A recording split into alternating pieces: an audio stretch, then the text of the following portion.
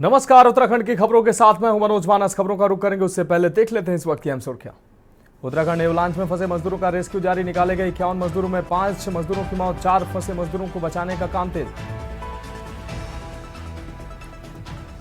जोशीमठ में भी स्थापित होगा आपदा कंट्रोल रूम। हिमस्खलन क्षेत्र का सीएम ने किया हवाई सर्वेक्षण। राज्य आपदा परिचालन केंद्र पहुंचकर राहत एवं बचाव कार्यों की समीक्षा की।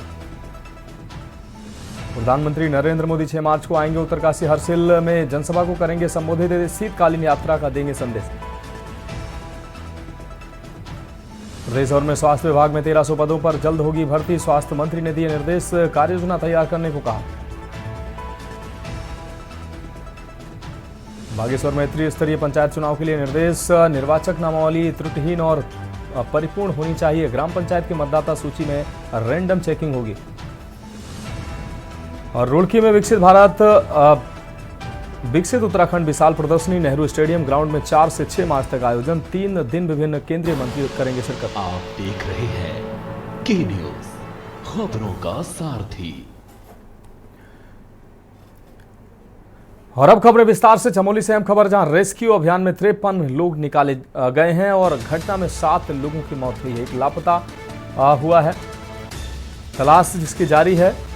100 बरामद शवों को हेलीकॉप्टर से ज्योतिर्मठ लाया गया है। शवों का स्वास्थ्य केंद्र ज्योतिर्मठ में पोस्टमार्टम जारी है। रविवार को बरामद मृतकों की सूची जारी की गई। अनिल कुमार ठाकुर नगर, रुद्रपुर उधम सिंह नगर, अशोक गंगोल बेनाऊ समेत ये नाम शामिल हैं।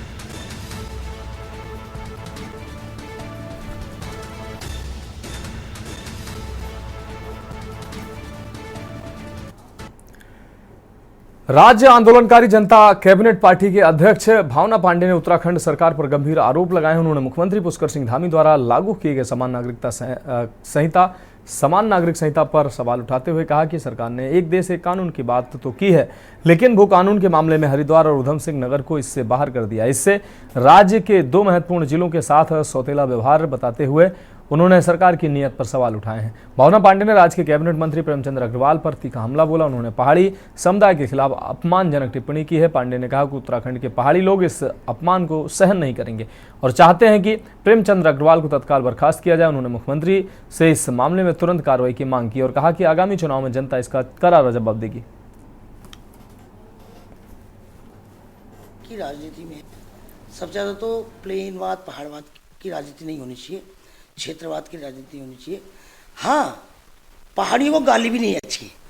देखो, पहाड़ के मैक्सिमम ज़्यादातर लोगों ने आंदोलन किया। आंदोलन में हरिद्वार के लोग भी थे और रुड़की के लोग भी थे। और ये क्षेत्रवाद नहीं फैलाना चाहिए। जो क्षेत्रवाद फैलाएगा वो उत्तराखंड से बाहर जाए। और दूसरी बात मैं आपको बता दूं कि प्रेमचंद अग्रवाल ने पहाड़ियों को गाली क्यों दी। इतना बड़ा विधानसभा वही मुद्दा चल रहा है, MP वही मुद्दा, अध्यक्ष वही मुद्दा, CM वही मुद्दा। ये क्या है भाई? कोई काम धाम नहीं तुमको? कोई काम नहीं। MP को कोई काम नहीं, CM को कोई काम नहीं, विधानसभा अध्यक्ष को कोई काम नहीं और विधायक को कोई काम नहीं। फिर एक आदमी पहले एक मुद्दा छोड़ दे और उसके बाद सारे फेसबुक वही काम कर रही है। रुक करेंगे अगली अहम खबर का। चमोली जिले के माड़ा में ग्लेशियर के कारण हुई दुर्घटना पर योग गुरु बाबा रामदेव ने दुख व्यक्त किया है तथा इस दौरान उत्तराखंड सरकार द्वारा चलाए गए रेस्क्यू अभियान की बाबा रामदेव ने सराहना करते हुए कहा कि लोगों को बचाने के लिए पुरुषार्थ किया जा रहा है और प्रधानमंत्री और गृह मंत्री लगातार मुख्यमंत्री के संपर्क में। उन्होंने दिवंगत आत्माओं के लिए श्रद्धांजलि अर्पित की तथा उनके परिजनों को इस दुख को सहन करने की शक्ति प्रदान करने की प्रार्थना की है। उम्मीद है कि जो लोग लापता हैं उनको खोजने के लिए अभियान चलाया जा रहा है वह जल्द कुशल पूर्वक मिलेंगे। वहीं केंद्रीय मंत्री धर्मेंद्र प्रधान ने भी घटना पर गहरा दुख व्यक्त करते हुए कहा कि उत्तराखंड जैसे प्रदेश को ऐसी घटनाओं पर और सजग रहने की आवश्यकता है और यहाँ की सरकार इसके लिए बहुत सजग भी है। माणा में जो एक प्राकृतिक आपदा आई उसके लिए रेस्क्यू के लिए और जो वहाँ पर लोग फंसे हुए थे उनको बचाने के लिए सरकार ने पूरी ताकत लगाई हुई है। हमारे यशस्वी मुख्यमंत्री श्री धामी जी और हमारे देश के गृह मंत्री जी और देश के प्रधानमंत्री जी स्वयं मुख्यमंत्री जी के संपर्क में हैं और कोशिश है जितनी भी कम से कम हानि हो इस पूरे हादसे में उसके लिए पुरुषार्थ चल रहा है और ये बहुत ही संवेदनशीलता के साथ सबको बचाने के लिए उपाय किए जा रहे हैं। मैं आशा करता हूँ इसमें कम से कम लोगों के जीवन की हानि हो। देखिए, मैं बड़े संतोष के साथ कह सकता हूँ कि मैं कल अखबार में यहाँ जब आने के बाद अखबार और टीवी के माध्यम से देखा यहाँ की स्थानीय सरकार की मुख्यमंत्री आदरणीय पुष्कर धामी जी की बयान में देख रहा था। एक बहुत बड़ा आपत्ति को उन्होंने सामना किया। लगभग लोगों को रेस्क्यू कर लिया गया, कुछ लोगों की अभी भी खोज जारी है। मैं आने वाले दिनों में इस प्रकार की और सजग रहने के कारण इस प्रकार की दुर्घटना ना हो, लेकिन नैसर्गिक आपत्ति है। उत्तराखंड जैसे प्रांतों को इस प्रकार की नैसर्गिक आपत्ति से जूझना पड़ता है। यहाँ का व्यवस्था चौकन्ना है संभालने के लिए। नैनीताल में हिंदूवादी संगठनों के कार्यकर्ताओं ने गौशाला में बंधी गौमाता के साथ अनैतिक व्यवहार की घटना के खिलाफ कोतवाली में प्रदर्शन किया। कार्यकर्ताओं ने फरवरी माह में हुई इस घटना की मेडिकल रिपोर्ट और दोषियों के खिलाफ कानूनी कार्रवाई की मांग की। हिंदूवादी संगठन के विकी वर्मा ने कहा कि 1 माह बीतने के बावजूद पुलिस प्रशासन द्वारा कोई ठोस कार्रवाई नहीं की गई है और इस मामले में संतोषजनक जवाब नहीं मिला। विकी वर्मा ने चेतावनी दी कि यदि जल्द ही पुलिस प्रशासन ने ठोस कदम नहीं उठाए तो हिंदूवादी संगठन उग्र आंदोलन करेगा, जिसकी संपूर्ण जिम्मेदारी शासन प्रशासन की होगी।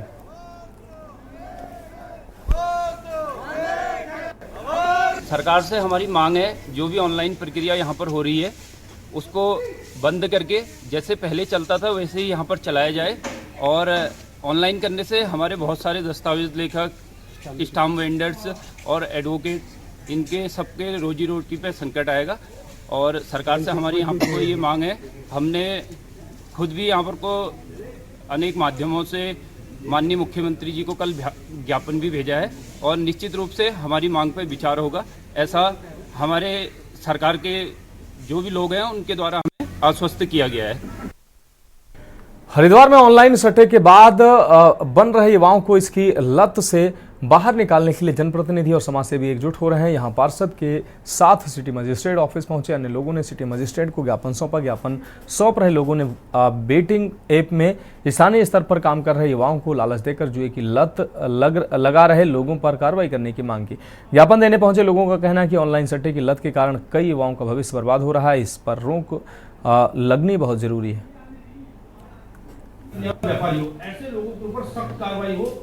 मैडम, स्थानीय जनप्रतिनिधि चाहे विधायक हो चाहे स्थानीय पार्षद हो, इसलिए आज हम सब लोग आपसे निवेदन कर रहे हैं। ऑनलाइन गेमिंग का है ये हमने सिटी मजिस्ट्रेट को इस रूप में ज्ञापन दिया है। पूरे क्षेत्र के अंदर, भूपतवाला के अंदर और पूरे हरिद्वार के अंदर एक ऑनलाइन गेम जिसका फंड रैप के माध्यम से पूरे, चाहे उसका सरगना दुबई में बैठा हो, चाहे उसका सरगना दिल्ली से ऑपरेट करता हो, मध्य प्रदेश से ऑपरेट करता हो, बड़े लोग इसमें इन्वॉल्व हैं। और यहाँ स्थानीय जो लोग इसको चला रहे हैं, मैनेजर के रूप में यहाँ मैनेजर, पॉकेट मैनेजर बने बैठे हैं, वो लोग नौजवानों का भविष्य खराब करने का काम कर रहे हैं। नौजवान आज कहीं ना कहीं खतरे के ऊपर मंडरा रहा है। जहाँ बच्चा पढ़ाई करना चाहता था वो बच्चा आज फोन में अपने पिताजी का फोन लेके चला रहा है। वो गूगल ऐप के माध्यम से उनके पैसे को उड़ाने का काम कर रहा है। और कहीं ना कहीं ये एक बढ़ता नशा ही है। हरिद्वार के अंदर बढ़ता नशा है, चक्री का व्यापार। इसको व्यापार को लेकर आज हमने कहा है मैडम से कि इस पर कार्रवाई होनी चाहिए। जो लोग इसका सरगना बने बैठे हैं उन लोगों के ऊपर सख्त कार्रवाई हो। और रुड़की में राज्यसभा सांसद नरेश बंसल ने पत्रकार वार्ता के दौरान कहा कि रुड़की के नेहरू स्टेडियम ग्राउंड में 4 से 6 मार्च तक विकसित भारत विकसित उत्तराखंड विशाल प्रदर्शनी का आयोजन उनके सहयोग से तरमेह इवेंट द्वारा किया जा रहा है। प्रदर्शनी का उद्घाटन उत्तराखंड के मुख्यमंत्री पुष्कर सिंह धामी, पूर्व मुख्यमंत्री भगत सिंह कोश्यारी, हरिद्वार सांसद त्रिवेंद्र सिंह रावत करेंगे। तीनों दिन विभिन्न केंद्रीय मंत्री, उत्तराखंड सरकार के मंत्री, सांसद, विधायक, मेयर भी उपस्थित रहेंगे। राज्यसभा सांसद नरेश बंसल ने प्रदर्शनी पर प्रकाश डालते हुए कहा कि विकसित भारत विकसित उत्तराखंड एक मेगा इवेंट है जो अमृतकाल की थीम पर आधारित है। उन्होंने कहा कि भारत के यशस्वी प्रधानमंत्री मोदी जी का विजन है कि 2047 तक भारत को एक विकसित राष्ट्र बनाना है, जो कि भारत स्वतंत्रता की स्वर्ण जयंती होगी। प्रधानमंत्री मोदी ने कहा कि इस सदी का आखिरी दशक उत्तराखंड का दशक होगा। डबल इंजन की सरकार लगातार विकास की ओर अग्रसर है। प्रदर्शनी केंद्र सरकार के और राज्य की सरकार के विभिन्न मंत्रालय और विभागों के द्वारा नए नवाचार, नए प्रयोग, नए उपयोग और जन कल्याणकारी योजनाओं के संबंध में होगी, जिससे आम जनता को अवगत कराया जाएगा युवाओं को विशेष रूप से startup, make in India, made in India के संबंध में उनका प्रबोधन होगा। इस प्रकार से ये जानकारी की और जितनी भी हमारी कल्याणकारी योजनाएं हैं 2047 के विकसित भारत के संकल्प की ओर बढ़ते हुए कदमों का उल्लेख करते हुए यह उपयोगी प्रदर्शनी है जो छात्रों के लिए और जन सामान्य के लिए बहुत उपयोगी होगी। रामनगर की सामाजिक संस्था one step one free proud द्वारा आपको बता दें एन बी प्राउड द्वारा रविवार को रामनगर में 5 निर्धन कन्याओं का विवाह कार्यक्रम हिंदू रीति रिवाज के साथ पूरे उल्लास के साथ संपन्न कराया गया। कार्यक्रम के तहत बैंडबाजी के साथ नगर में बारात का आयोजन किया गया। जानकारी देते हुए संस्था के सौरभ मित्तल ने बताया कि संस्था द्वारा इस कार्यक्रम का नाम सौभाग्यवती भव पार्ट 6 रखा गया। संस्था के सौरभ मित्तल ने बताया कि संस्था द्वारा पिछले 5 वर्षों में 23 निर्धन कन्याओं का विवाह कराया जा चुका है तथा संस्था द्वारा इस बार 6ठा वर्ष है। इस वर्ष भी 5 कन्याओं का विवाह कराया गया। उन्होंने बताया कि संस्था को इस बार 18 आवेदन प्राप्त हुए थे, जिसमें संस्था के सदस्यों द्वारा जांच के बाद ऐसी 5 कन्याओं का चयन किया गया जिनकी आर्थिक स्थिति कमजोर होने के साथ ही उनके माता पिता मौजूद नहीं है। इसके बाद चयनित 5 कन्याओं का विवाह कराने का निर्णय लिया गया था। हिंदू रीति रिवाज के साथ संपन्न इस विवाह कार्यक्रम में नगर की कई सामाजिक संस्थाओं प्रतिनिधियों ने भागीदारी करते हुए वर एवं वधुओं को आशीर्वाद दिया। राजीव जी, पहले तो मैं आप सभी पत्रकार बंधुओं का अपनी team first step and be proud की तरफ से हार्दिक स्वागत और अभिनंदन करता हूं। ये कार्यक्रम माता बाल सुंदरी की कृपा और हनुमंत गिरी महाराज जी के आशीर्वाद से हम लोग को प्रेरणा मिली और हम लोग इस कार्यक्रम को ये संचालित कर रहे हैं। अभी तक हमारी संस्था इस 6ठे भाग के अंदर मिलाकर 28 कन्याओं का विवाह हम लोग आज तक संपन्न करवा रहे हैं। शहरवासियों का, हमारी सभी टीम का एक व्यक्ति हमारी टीम से बढ़ चढ़कर इसमें हिस्सा लेते हैं और हम लोगों को अपना आशीर्वाद और सहयोग प्रदान करते हैं। हमारी महिला टीम हो, हमारे शहर की और अन्य संस्थाएं सभी हमारे साथ जुड़कर हमारे कंधे से कंधा मिलाकर हम लोगों को सहयोग करती हैं, तभी हम इस कार्यक्रम को निर्विघ्न और वृहद रूप से संपन्न कर पाते हैं।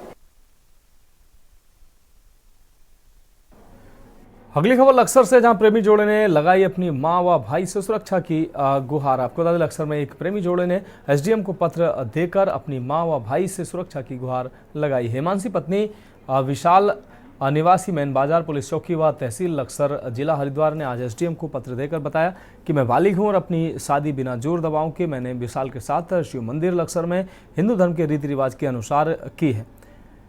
उसने बताया कि पंजीकरण 30 नवंबर 2024 15:45 को रजिस्ट्रार ऑफिस में लक्सर में दर्ज है। उसने बताया मैं विशाल के घर पर सुखपूर्वक रह रही हूं और मैं हर प्रकार सुखी हूं। उसने यह भी बताया कि मेरी माता रत्ना सिंह पत्नी रवि सिंह पुलिस कांस्टेबल हाल ही में तैनात थाना सिडकुल हरिद्वार व मेरा भाई आकाश पुत्र रवि सिंह निवासी गढ़ T40D railway colony Laksar police चौकी में बाजार लक्सर तहसील लक्सर जिला हरिद्वार मेरे व विशाल की शादी से खुश नहीं है। मेरी माँ व मेरा भाई मेरे पति के साथ कोई भी बड़ी घटना व वारदात को अंजाम दे सकते हैं। उसने कहा कि मेरे भाई आकाश व मेरी माँ रत्ना सिंह से अपनी व अपने पति की विशाल की जान माल को खतरा बना हुआ है। लड़का लड़की बालिग हैं, उन्होंने अपनी शादी कर ली है। अब उनके घर वाले तैयार नहीं हो रहे तो उसके संबंध में आए थे, तो पुलिस को लिखा गया है उसके संबंध में। कोर्ट मैरिज कर ली है और हमारे परिवार वाले मान नहीं रहे हैं, तो हम इसलिए एसडीएम के सामने पेश होने आए थे ताकि हमारे घर वाले हमें परेशान ना करें। ताकि हमने कोर्ट मैरिज कर ली थी और हमारे घर वाले नहीं मान रहे थे, तो हमें एसडीएम के पास पेश होना पड़ा, जिससे कि हमारे घर वाले हमें परेशान ना करें और हम अच्छे से रह रहे हैं और हमें किसी प्रकार की कोई दिक्कत परेशानी नहीं है और हम चाहते हैं कि हमारे घर वाले भी खुश रहें और हमारी शादी को भी अच्छे से समझें, हमें भी समझें। बागेश्वर के झिझी परिसर में रविवार को अचानक गुलदार का एक शावक घुस आया, जिससे परिसर में हड़कंप मच गया। मामले की जानकारी मिलते ही परिसर प्रशासन ने तुरंत वन विभाग को सूचना दी। सूचना मिलते ही वन विभाग की टीम मौके पर पहुंची और शावक को सुरक्षित पकड़ लिया। रेंजर श्याम सिंह करायत ने बताया कि वन आरक्षी चंदन राम और उनकी टीम ने कड़ी मशक्कत के बाद शावक का सुरक्षित रेस्क्यू किया। रेस्क्यू के बाद शावक को वन विभाग के क्यूआरटी रूम लाया गया, जहाँ उसका स्वास्थ्य परीक्षण किया गया। डॉक्टरों ने शावक की स्थिति सामान्य बताई।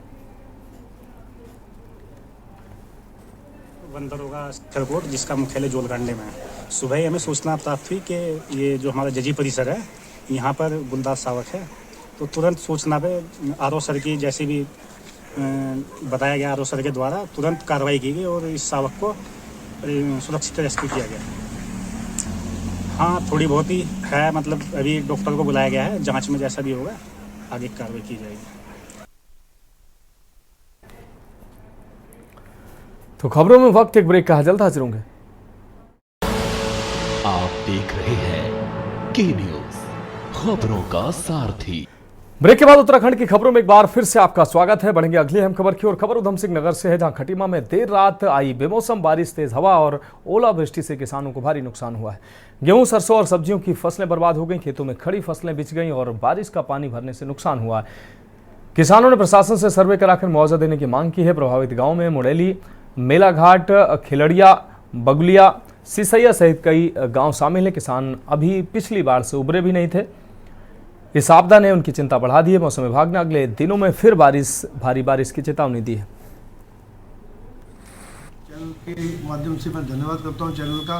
कम से कम आप लोग हमारे किसानों की आवाज़ को उठाते हैं और बड़ी अच्छी तरह उठाते हैं। मैं आपसे एक आग्रह करता हूं, आपकी चैनल के माध्यम से सरकार को, पिछले धान में भी हमारा बहुत नुकसान हुआ, 90% 100% लोगों का धान खराब हो गया, किसी को कुछ नहीं मिला। जो फैक्ट्रियों का पानी गया था उससे धान सड़ गया केमिकल से, कुछ नहीं मिला। और इस बार फिर दोबारा ओलावृष्टि, आंधी तूफान से लोगों की नष्ट फसल, गेहूं, सरसों सारी खराब हो गई है। मैं सरकार से आग्रह करूंगा, कृपया पिछला मुआवजा भी और ये भी मुआवजा दें। किसान गर्क हो चुका है, ख़त्म हो चुका है। ऐसा ना हो कि किसानों को रोड पे आके आपके खिलाफ आंदोलन करना। उत्तराखंड के चमोली जिले के माणा में हुए हादसे में अब भी 4 लोग लापता हैं। इस बीच सर्च अभियान और तेज करने के लिए नई तकनीकी का इस्तेमाल किया जाएगा। आपदा सचिव विनोद कुमार सुमन ने मीडिया से बातचीत में बताया कि हादसे में कुल 8 कंटेनर्स को ढूंढ लिया गया है, लेकिन 4 लोग अभी भी लापता हैं। उन्होंने कहा कि कंटेनर्स लोकेशन से बहुत दूर मिले हैं, इसलिए अब ground penetrating radar, victim located camera, thermal image camera और जीपीआर की मदद ली जाएगी। जीपीआर को दिल्ली से मंगवाया गया है, जो एक महंगी और अत्याधुनिक तकनीकी है।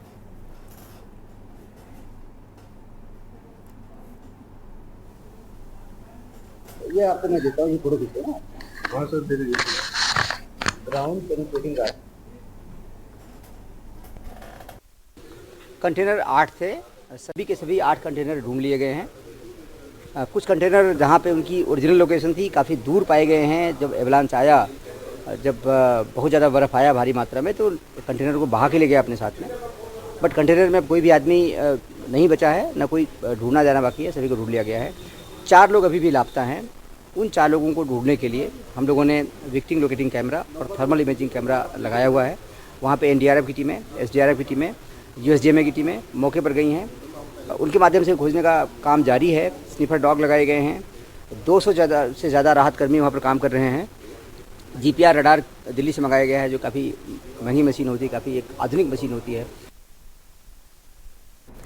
उत्तराखंड में अवैध रूप से संचालित किए जा रहे मदरसों पर सरकार ने सख्त रुख अपनाया है। हाल ही में सरकार ने इन मदरसों की जांच के आदेश दिए थे, जिसके बाद देहरादून के विकास नगर तहसील क्षेत्र में 4 अवैध मदरसों पर सरकारी ताला लगाकर उन्हें सीज कर दिया गया है। इन मदरसों में अधिकांश बाहरी राज्यों से आए बच्चे पढ़ाई कर रहे थे और इनका पंजीकरण नहीं था। विकास नगर के डकरानी, नवाबगढ़ और अन्य क्षेत्रों में कुल 2 दर्जन से अधिक अवैध मदरसे संचालित किए जा रहे थे। प्रशासन द्वारा प्राप्त आदेशों के बाद मदरसा दारे अकरम, मदरसा मसीहुल उलूम रहमानिया, मदरसा दाऊदुल हक और मदरसा फैजुल उलूम को सीज किया गया है। साथ ही एक निर्माणाधीन मस्जिद भी नियमों की अनदेखी करने के आरोप में सीज की गई है।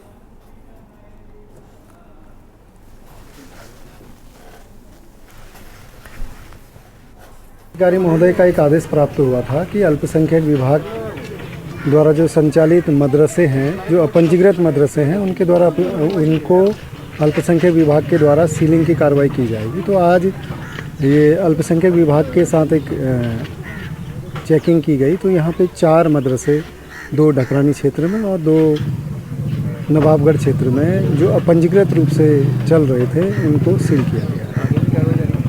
अभी ये इनके पास अल्पसंख्यक विभाग द्वारा जो भी चिन्हित किए जाएंगे उनको सीलिंग की कार्रवाई। कोटद्वार के वार्ड नंबर 29 आपको बता दें, धमनपुर में निःशुल्क नेत्र स्वास्थ्य जांच शिविर का आयोजन किया गया, जिसे सीबीयू सेवा ट्रस्ट धमनपुर के द्वारा लगाया गया, जिसका शुभारंभ वार्ड 29 के पार्षद अमित नेगी द्वारा फीता काट कर किया गया, जिसमें लगभग 150 लोगों ने अपनी आंखों की जांच कराई। वहीं क्षेत्रवासियों ने सीबीयू सेवा ट्रस्ट के इस कार्य की खूब प्रशंसा की। कहा कि समय समय पर इस तरह के शिविर लगते रहने चाहिए, जिससे सभी अपनी आंखों की समय समय पर जांच कराते रहें।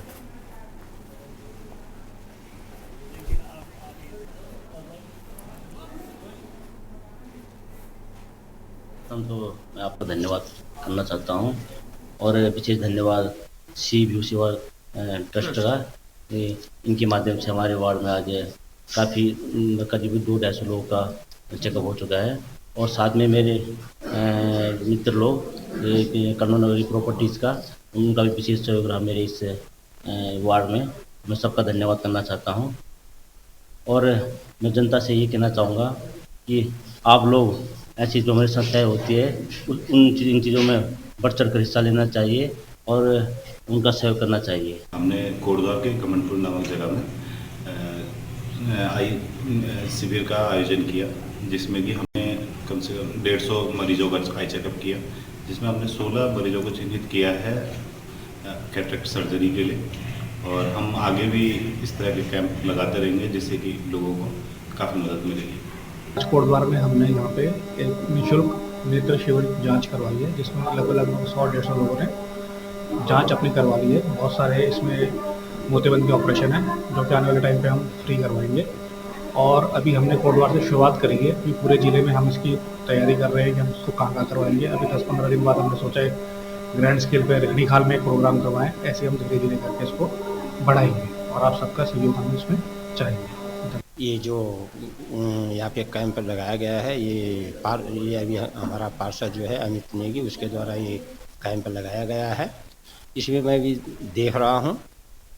देखिए मैं फ़िलहाल मैं अपनी बात और मैं ये 73 ईयर्स ऑफ ओल्ड और यहाँ मैं देख रहा हूँ तो काफ़ी भीड़ भागा लगभग मेरे देश में जो है कि 60+ लोग इस समय जो है उन्होंने अपना नाम यहाँ लिखवा लिया है। काफ़ी भीड़ भड़ाका है और मैं जो है ये सीबीयू सेवा ट्रस्ट वालों का जो है हार्दिक अभिनंदन करता हूं। और आज यह कैंप वार्ड नंबर 29 घमंडपुर में लगाया गया है। ये प्राथमिक विद्यालय घमंडपुर है और मेरी आंखों में दूर की दृष्टि मेरी कमज़ोर है और इस कैंप के माध्यम से मुझे यहाँ पर अपने आंखों का चेकअप कराने का मौका मिला है और इस कैंप के माध्यम से अनेकों, मुझे ही नहीं अनेकों ही लोगों को यहाँ इसका लाभ मिलता है। जैसे दूर से आई हुई वृद्ध महिलाएँ हो गई या कोई बेरोजगार भाई या ऐसे लोग जो वित्तीय रूप से मजबूत नहीं है, उन लोगों के लिए एक बहुत बड़ा सहारा है। आंखें कमज़ोर और पढ़ते वक्त बहुत ज़्यादा दर्द होता है और हमने बीच में चश्मे भी लगाए थे, उससे कुछ फ़र्क नहीं पड़ा था, जिससे वो पढ़ते टाइम और दर्द करने लगी थी आंखें। तो ये सीबीयू सेवा ट्रस्ट के जरिए हमें यहाँ पे मिला है कि यहाँ पे आंखों की जाँच की जा रही है। तो जो भी लोग हैं तो यहाँ पे आइए और अपनी आंखों की जाँच करवाइए।